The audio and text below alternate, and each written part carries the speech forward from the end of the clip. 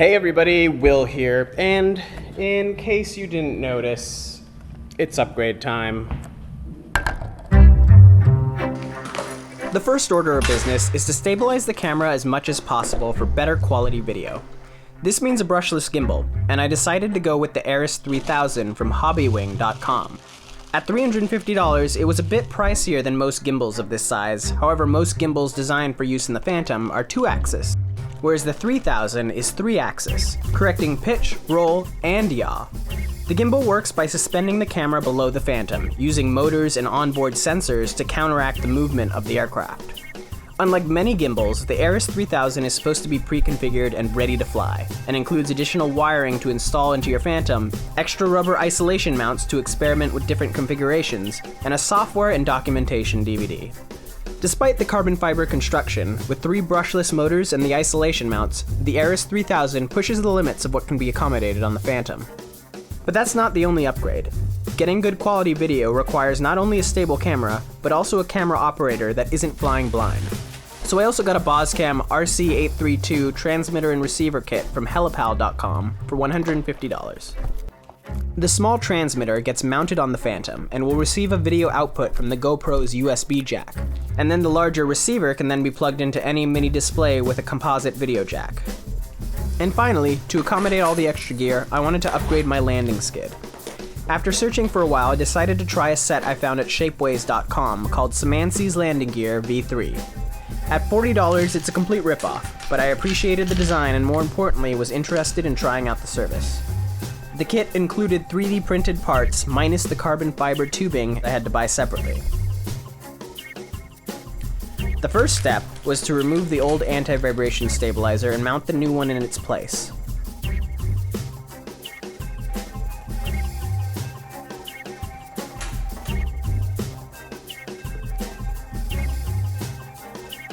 There are a number of bumps on the underside of the Phantom, the front 2 of which have previously been filed down to mount the old stabilizer flat. I then mounted the top carbon fiber plate and then remounted the gimbal assembly by squeezing the rubber stabilizers back into place.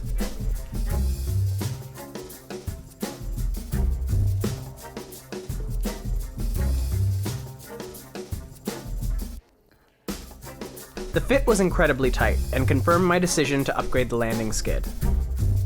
First, I decided on a length to cut my carbon fiber tubing, and then marked and cut them with a saw.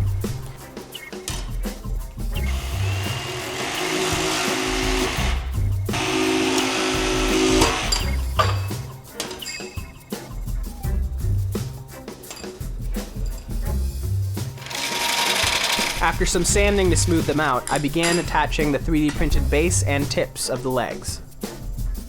The tubing was a decent fit, however the pieces have small holes for screws required to keep them in place, also purchased separately. For a tight fit, I opted to use sheet metal screws, first drilling through one side of the carbon fiber tubing to both pin and lock the legs into place.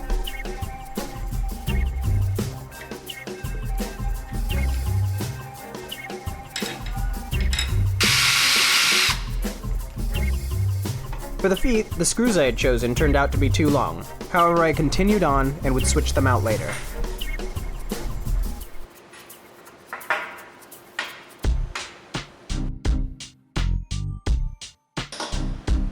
The last printed piece was a mount for the compass that was meant to be on one of the legs. The problem was there was no real directions for this kit, and telling which legs were the front legs or left or right legs was proving to be a challenge.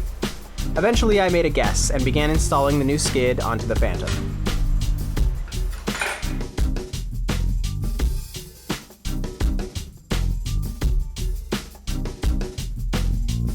Once completed, 2 things were clear. My guess about which corners the legs went on was wrong, and I had cut the carbon fiber legs way too long. So I began removing the legs and trying again.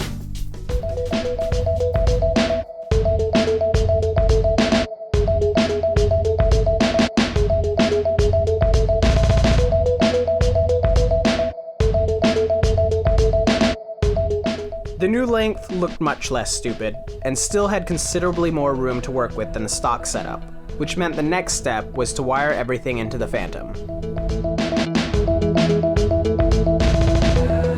But before I could, I ran into another problem with the 3D printed kit. The compass mount wasn't perfectly level like it was supposed to be, so I sanded the piece down to be level and then attached the compass with a piece of double-sided tape.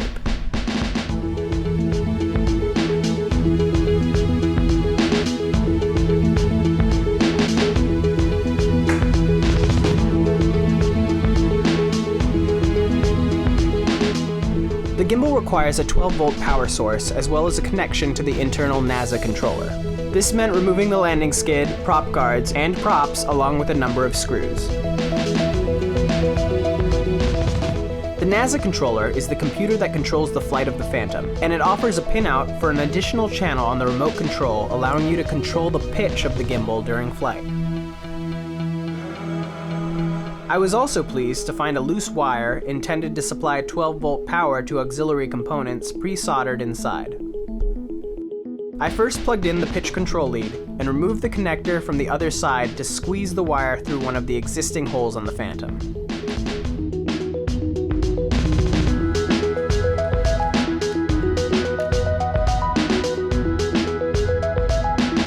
The auxiliary power cable was also pushed through the hole before I soldered on a JST connector to power the various devices.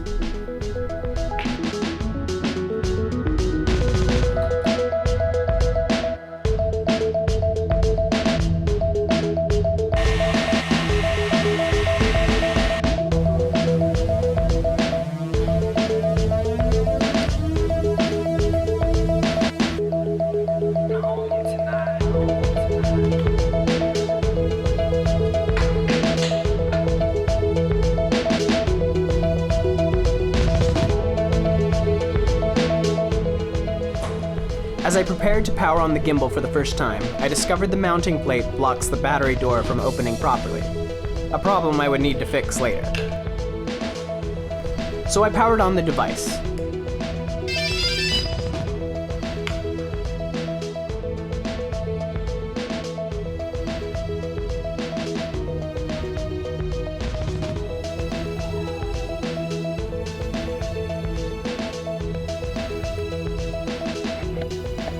Apart from some issues with the angle of the camera, things seem to be working. At too extreme of an angle, the device would oscillate quite a bit, and during a power cycle, it decided to go insane.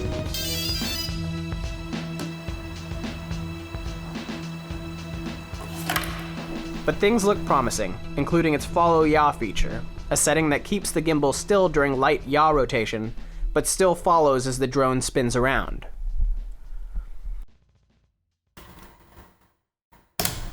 Before I started working out the bugs, I removed the gimbal and remounted it on a pair of nylon spacers to fix my battery door problem.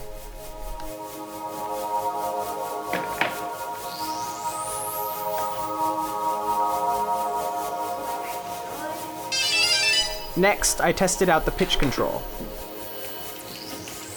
Off the bat, the remote pitch control lever did nothing. I suspected this was a software issue and connected to the NASA controller with my computer.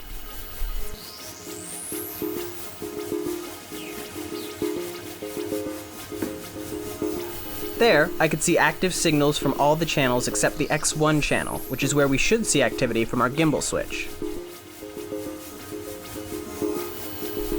There was a gimbal settings page with the option Gimbal Switch disabled. However, enabling it didn't change anything. I decided to Google this and quickly found what I suspected might be the reason for my problem. I cracked open the controller. The gimbal lever comes into contact with the internal potentiometer through a small plastic piece. Manually turning the potentiometer finally showed the channel receiving a signal, and upon further inspection, I saw the potentiometer was crushed down slightly compared to a nearby switch, meaning the external lever wasn't making contact. I gently pried it up and back into place, before closing the controller back up and calibrating the switch.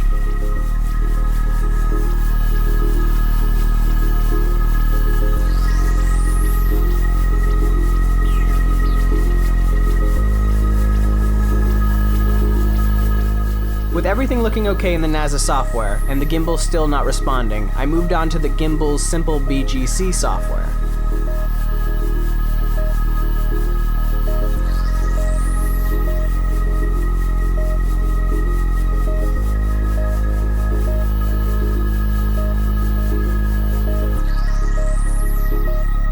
was pleased to see the gimbal switch was sending a signal to the gimbal, however it was under the RC CMD channel, where I expected it to be on the RC pitch channel. After messing around with some menus for a bit, I tried switching the pitch input from RC pitch to EXT pitch, and the gimbal finally started responding.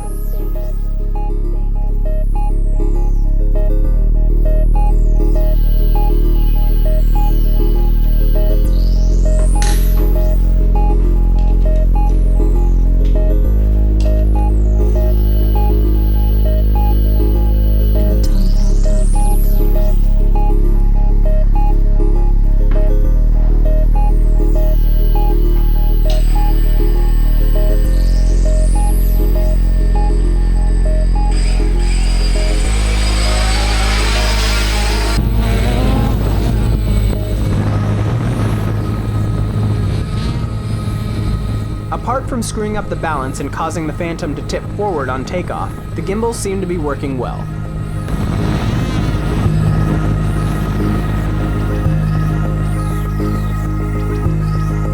The weight also made a noticeable difference in how the Phantom handled during flight.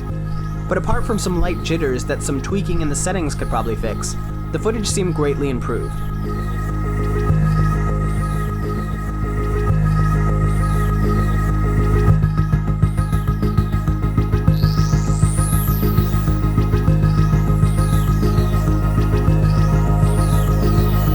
So I turned my attention to the wireless video transmitter. The GoPro's USB port provided live video and audio out with an adapter, so the first step was to wire the USB adapter into the transmitter's wiring harness.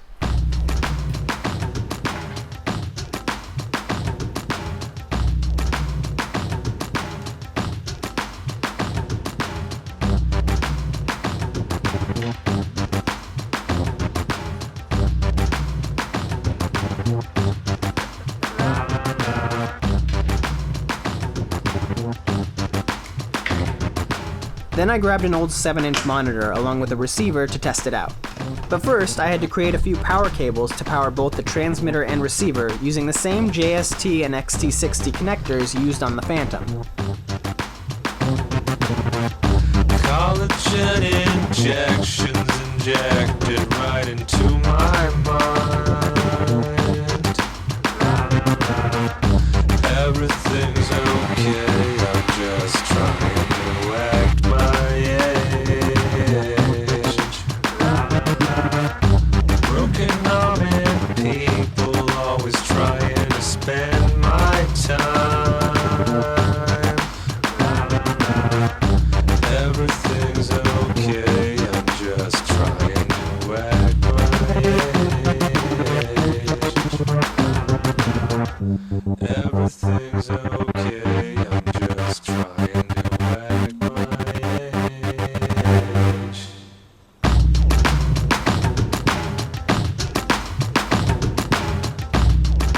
With the wireless video successfully working on the ground, I set about mounting the transmitter onto the Phantom. That meant making a JST power splitter to power both the gimbal and transmitter with the auxiliary power cable, and then mounting the transmitter on the bottom of the drone with some Velcro.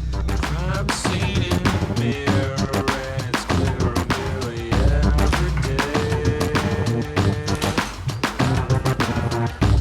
Everything's okay, I'm just trying to act my age. Plastic in my body telling me that I should smile away. Everything's okay.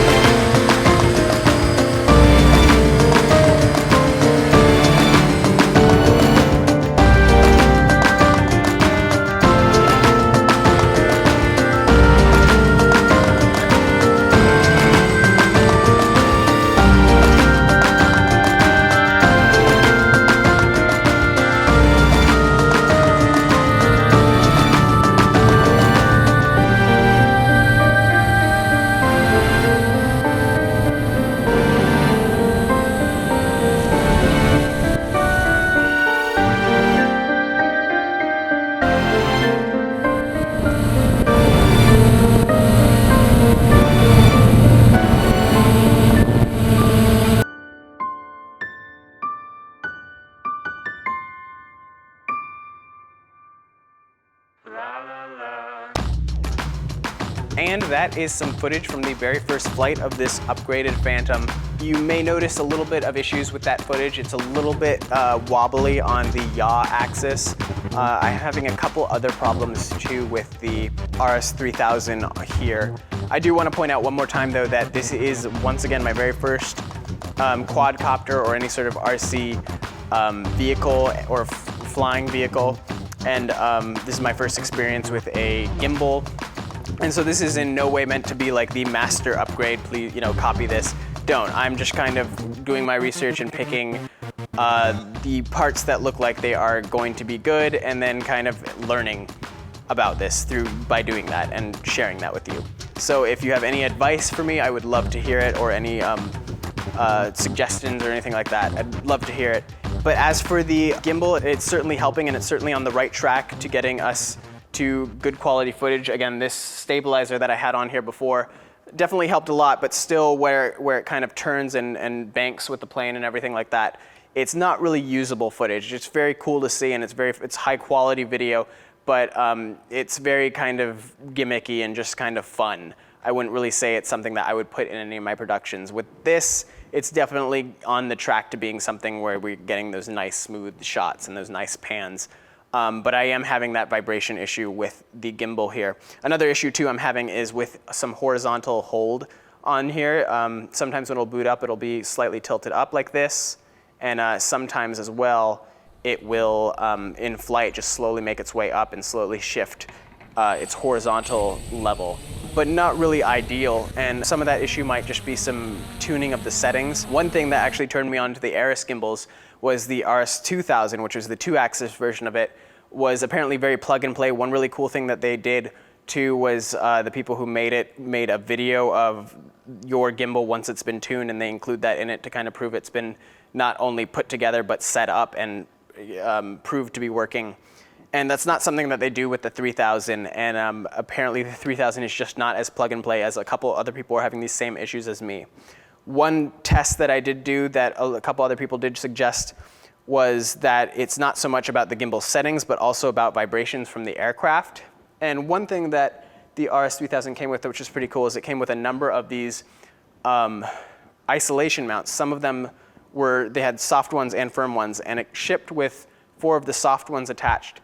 But one problem I found is that it pulled apart from the plate. The gimbal pulled apart from the isolation mounts very easily. And so I was a little bit worried about it. And so what you actually saw were 4 soft ones and 4 hard ones in that footage. And so it was a bit more firmer, but a lot more secure. But one thing I did today, I wanted to do another test flight, and that's kind of how you test these things and test the settings in the gimbal. You do some settings, you fly it, look at the footage, and adjust based on that. And so today I was flying it, and I thought I would test out some different isolation configurations. And I flew it normally, and then I flew it after pulling the 4 firm balls, so I only had 4 of the soft balls, and that made a huge difference. And eventually what I decided to do is also try the isolation mounts that came with this thing, the isolation balls, right now you see the Arris soft mounts on here now, and again, they just pull apart just really easily. The ones that came with this were equally soft, but the tabs at the end were a little bit firmer, so it ended up holding on much better. But that's one thing I tried. Again, that definitely made a huge improvement, so part of it is the vibrations from the craft. Another thing I wanted to try too was these propellers that came on it, and the propellers you saw were brand new stock Phantom propellers that I took out for that first flight.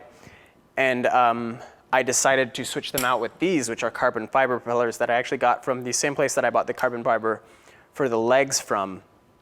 And these were actually only about $16 for a pair, which are on the cheaper end for carbon fiber propellers. And they actually say you shouldn't spend that little on these carbon fiber propellers, but I thought I'd try them out, balance them the best I can. I'm just learning about balancing them too, and how to do that. And then I put them on here. These are slightly larger 8-inch propellers versus the ones that are on it. I had to take off the prop guards to get them on there, but I flew it with that, and these also made a pretty big difference. It helped the footage a little bit in terms of its stability, but more than that, the aircraft just seemed like way more responsive, much more agile. The top speed seemed much better. Part of that is probably because these are just, first of all, a little bit bigger, but also a lot stiffer I don't want to bend it too much. I'm not sure when it'll crack or break, but you can really barely bend these at all as opposed to these, which really just flex quite a lot. So these were a huge improvement over what's on it, and also help the video quality. But there still is going to be some settings for this Arris 3000 gimbal that need to be tuned, and hopefully once I go through that process and get it tuned a little bit better, I'll put an annotation on the screen so you can see how well this gimbal can perform when set up properly. One other issue too with the stability of the footage, one aspect of it at least, is also the shutter speed of the GoPro camera. Now when you have these really bright days, the camera basically has to have a very high shutter speed to deal with all that light. And what happens is that gives you this jello effect where it has to do with the rolling shutter of the camera and the high frame rate. It just gives you kind of a very wavy effect that is not very good looking. And also it gives you some issues too when light hits the propellers and hits the glass. It gives you kind of this banding that is also not desirable. So one way to deal with that is to put an ND filter on the camera lens. And what an ND filter is basically like sunglasses for your camera. It just makes it so less light gets through the lens. And this one in particular is a variable ND filter, which is pretty cool. You twist it and it allows more or less light in.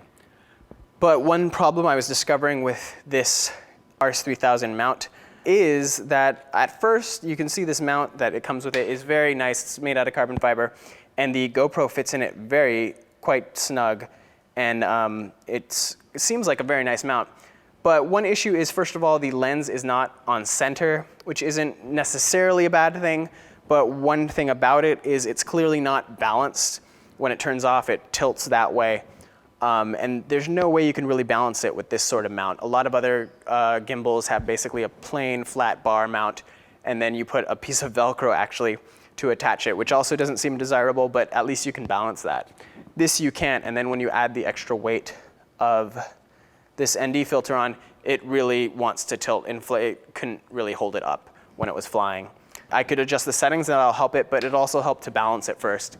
And then I'm sure it can deal with the extra weight once you adjust the settings again. You're supposed to adjust those settings for every single configuration, every single camera, every single, if there's extra parts of the camera, every single configuration needs its own preset configuration for this gimbal board. But for the rest of the upgrades, we had this wireless video setup working, and you saw I kind of just set it up really quickly on a tripod, a monitor that I use with one of my Canon DSLRs to view the video from the camera. I set up to receive it. And one thing I wasn't quite prepared for was the brightness. Working with those screens in a super bright day, it was kind of hard to see in detail what you were looking at. I've always kind of seen people with these Phantoms some people wearing those video goggles, which I thought was a little bit over the top. I kind of like the idea of being able to look up and see it and see what's behind it and at the side of it. But working with a little screen on a really bright day, I can definitely understand the appeal of those goggles. But at the very least, one thing I'm looking to do is mount it on the controller so it's a little bit easier to look at and you can get a little bit closer to it and still control the Phantom with no problems. But glad that system is now on the craft, and hopefully I'll just get used to using it and figure out how exactly I want to use it in the future. So that was a very good upgrade. And then lastly, these Phantom or this Simensays V3 landing gear. I would say, again, with the gear, I hate to kind of talk too much trash about it. It's a good design, I'm pleased with it, but definitely not worth the money or really the time. I was a little bit surprised about how the issues I had putting it together. I consider myself pretty handy with this sort of thing, but and one thing too, I'm not sure, I might have made a mistake, but I looked at the website that came with it. It didn't really have any instructions on it. I'm surprised they can't do it so that they give you the printed parts in a basic sheet with basic instructions that go with the thing.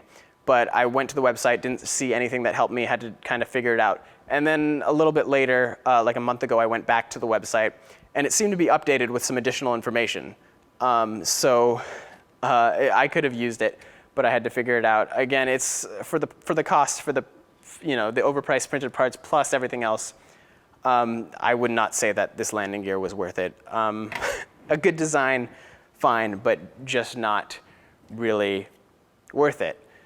Definitely going to be some more things coming again in addition to just tweaking this to hopefully getting it working, getting really smooth video out of it. We have some other things to do. The biggest, most pressing issue right now is going to be battery life. I think the stock Phantom is supposed to have like 11 minutes of flight or something like that. With the GoPro, it's closer to 10. And I think now with all this extra weight, I'm down to something like 6 or something like that. But not very good, not really enough time to get up in the air, get where you have to be and get the shots you need and get home safely. So the next step is gonna be figuring out the battery life issue on that. Maybe dual batteries, maybe one large battery. But that's the next big thing to do. In addition, I also wanna test out a bunch of propellers. This one, again, this really cheap pair did make a huge difference. We're gonna get rid of these 8-inch or these smaller prop guards and probably get some 8-inch prop guards and then start messing with some 8-inch propellers. That will hopefully also buy us some more flight time, but can also just, again, increase the performance quite a lot from what I saw from this quick flight. But that's going to be that. The very last thing, the controller too. Kind of cool to find the gimbal switch on the controller. I didn't even know it came with a gimbal switch. I think what happened is this is an updated controller that they just threw in with the older models. And I got lucky and got one that had the switch built on. Not a very good switch though. As you saw, that potentiometer was crushed, and right now it is not working because it re-crushed itself apparently. Earlier today when I was doing it, I found out if I squeezed it and turned it, it would work, but now it doesn't even do that. So one thing too about this gimbal switch, it works with such a small degree of rotation that it was really hard while it was working to position the angle of the camera exactly where I wanted it. What a lot of other people are doing, specifically people who didn't have this switch, was just having a big potentiometer on the front that you can twist a number of degrees and you can kind of set it up how you want, and that just gave you much more control over it. There's also a lot of controllers just with a lot more switches on it that I might consider upgrading to soon. And also cool features like there's one that has a built-in timer, so you know this battery has 10 minutes of flight down, you can have a countdown going on, something like that would be very helpful for this in the future. But that is going to be the end of this round of upgrades. And as I said, I want to post some video. I'll post it again on the screen of this gimbal working hopefully better very soon, just so you can get a sense of what the CM3000 can do once it's set up. Again, right now, out of the box, it was a little bit of a pain, but hopefully it wasn't a terrible investment. Hopefully I can get it working a little bit better. And once again, I am new to this, so if you have any answers for me or ways to fix what I'm working on, I would love to hear them. Otherwise, make sure you're subscribed, and thanks for watching. That's the end of this video.